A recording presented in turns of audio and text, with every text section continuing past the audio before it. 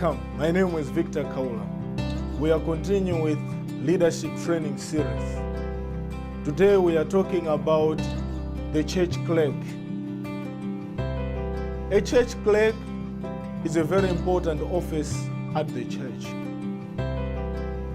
There are qualifications for somebody to become a church clerk. Number one, you must be a baptized member of the church that you are serving and in good standing. Number two, you have to be ready to work for God and also have reverence for the work of God, because this work requires you to be spiritual. Therefore, you must be somebody who loves God and also have a prayer life. Be a person who is knowledgeable in how you handle minutes and how to document things.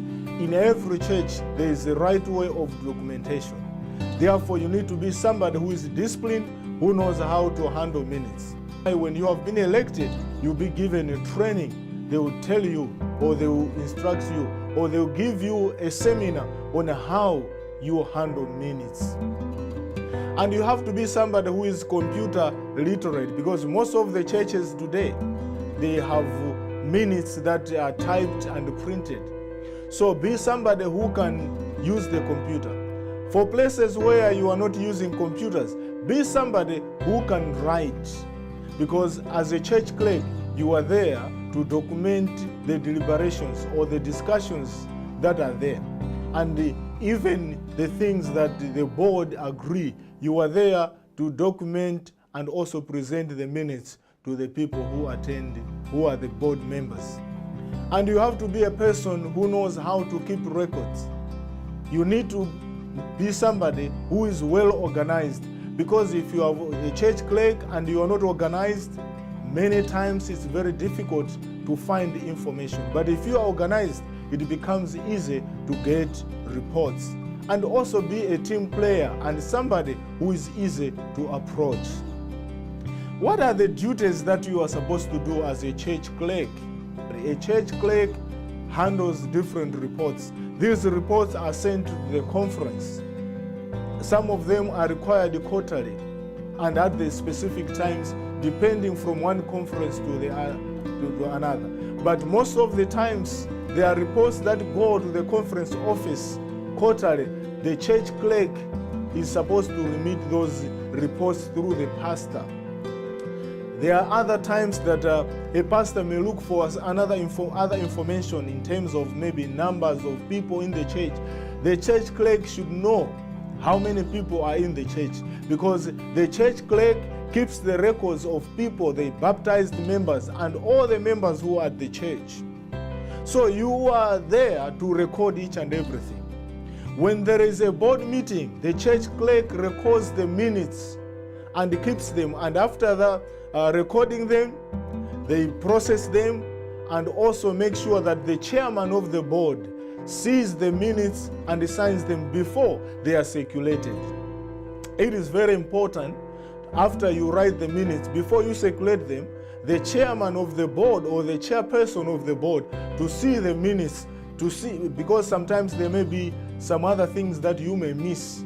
So it is important for the chairman to see the minutes, and after they have been verified, they are signed, they can be circulated to the members of the board. Make sure that all church board members are served with minutes.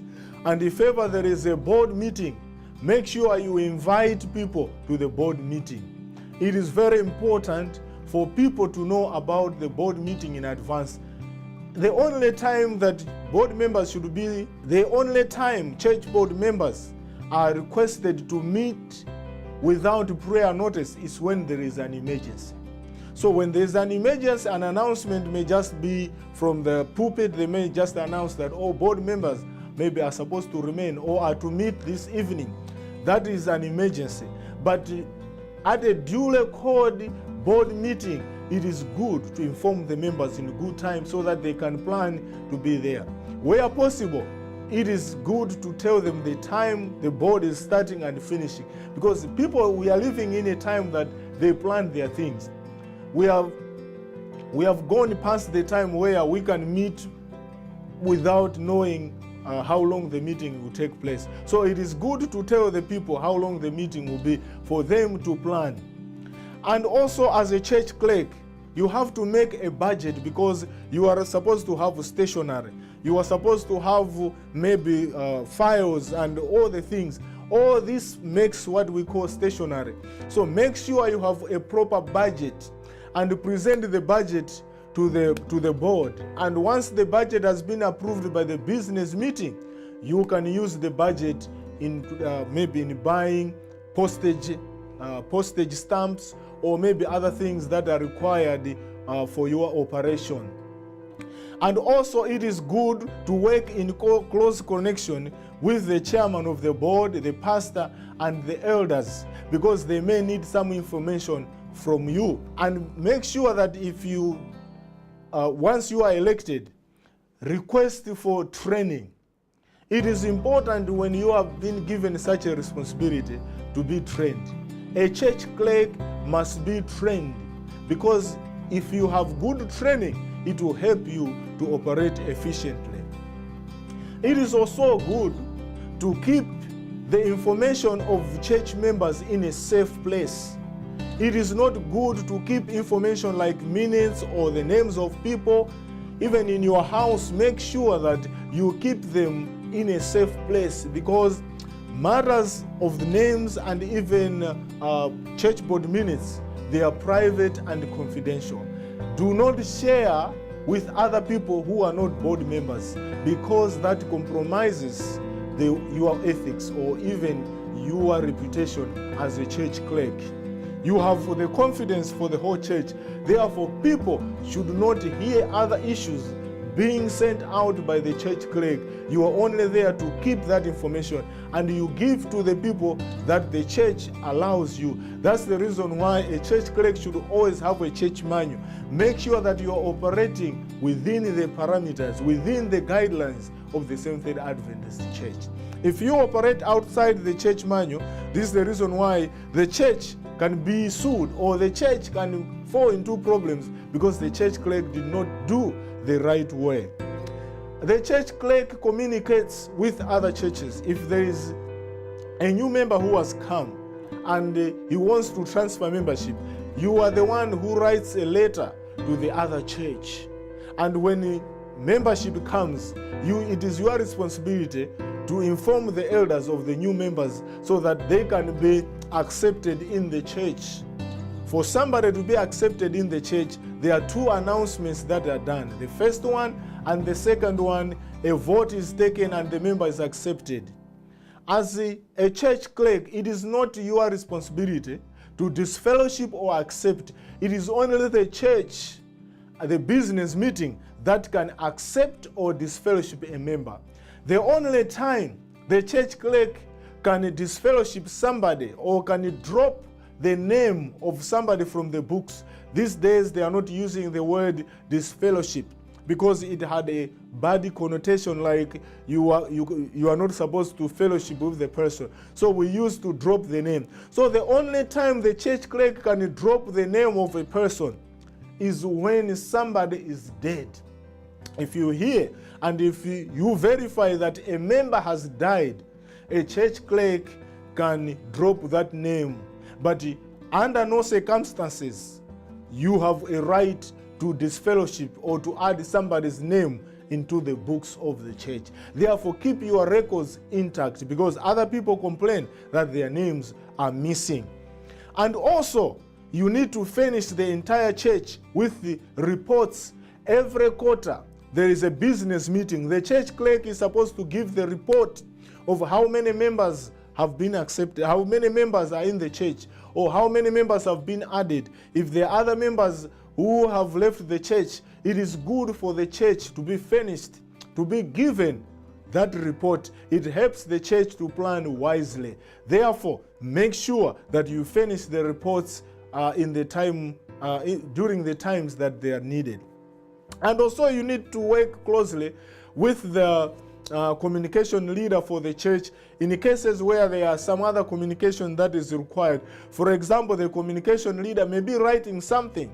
They may need some information from you. As a general principle, as a church clerk, Be somebody who is easily approached, because people will come to you asking you. But if you know that that information that you have, you may not release it, it is your responsibility to refer those people to the responsible person like a pastor or the church elder, where they can get some information, because you are not there to just give out information. You are the custodian. You are not there to give information without permission of the church pastor or the church elder. Therefore, as a church clerk, it is important for you to follow through whatever you are doing. And also keep all the records of the church, including treasurer's reports, inventories. The treasurer may have all the reports. Once the reports are done, the church clerk should have a copy, because all the things that are there at the church clerk is a custodian of all the documents. You have to keep them. In case something is missing, they can come to you and find that information. So make sure that your minutes are up to date and you are writing in a way that they are easily followed. And make sure you don't share it with your spouse or even whoever. And even when you are using an email, make sure that you don't make a mistake of sending the messages or allowing other people to use the computer. This is the reason why, for churches that can afford to have the computer for the church clerk must have a computer which is solely for the church. Because using private computers, sometimes you may make a mistake of sending information to other people, or the information you have may land in other people that are not board members keeping. Therefore, it is very good for churches to have an office of the church clerk. If you can have computers, it is quite and good. If you can have books, make sure you keep them at a place that is safe, where nobody can reach. As a church clerk, you are a church clerk for the church that elected you. And the church is there to support you. You are the church clerk for that year. It is good for continuation, not to keep on changing the church clerk, because of the office of church clerk is more technical.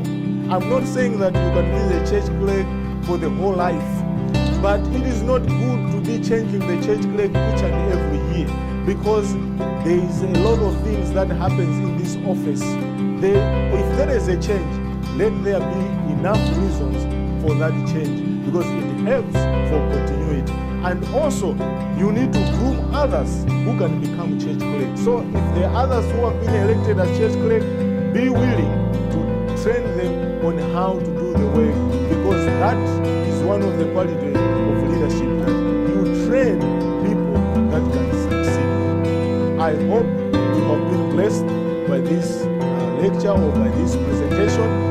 Please subscribe to my channel and also share this information with others. May God bless you. You are with me